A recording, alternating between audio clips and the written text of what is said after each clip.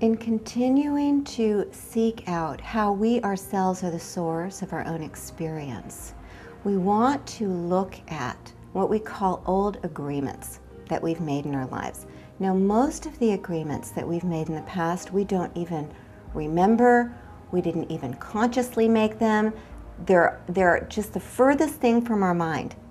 But most of us are carrying around the incompletions around the agreements that we've made. So in other words, we had a woman that we worked with one time who had done our course and who emailed us afterwards and said, "Oh my gosh, for 10 years I've been divorced and I had no idea until I was really, really looking and asking myself what was still not complete from the past, that I realized that I was still living inside of my marital vows to my husband, even though I'd been divorced all those years."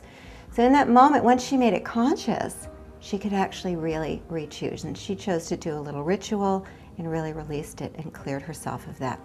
But a lot of the agreements that we have from the past are things that we never even consciously said out loud. So we might have an agreement with our mother that we'll never be happier in love than she was. Or we might have an agreement with our father that we'll never love anyone more than we love him.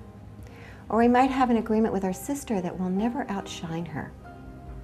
That, you know, she is the beautiful one, we're the smart one, so we'll just take that territory. And we won't really shine our radiance and be a radiant, beautiful woman and really come into the fullness of who we really are, which would really signal your beloved to recognize you, to see you in all aspects showing up in your life, not with just certain parts of yourself shining, but all of you shining.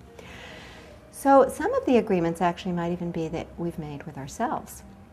After a heartache in the past, I will never, ever love that way again. I will never, ever make myself vulnerable to being hurt again like that. So you really have to look and you have to ask yourself, what's still out there that I never actually evolved forward? And once you get conscious of it, you can ask yourself, you know, I'm an adult now. Does it really serve me to keep my heart closed?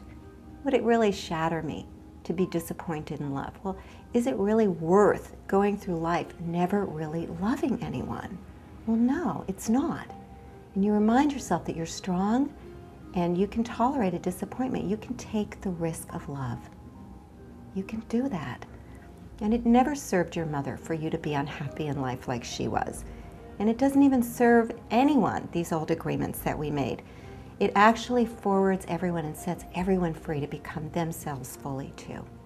So that's what we want to do, is to become conscious of these things that we have pledged in the past and evolve them forward and set ourselves free to really be available to creating love.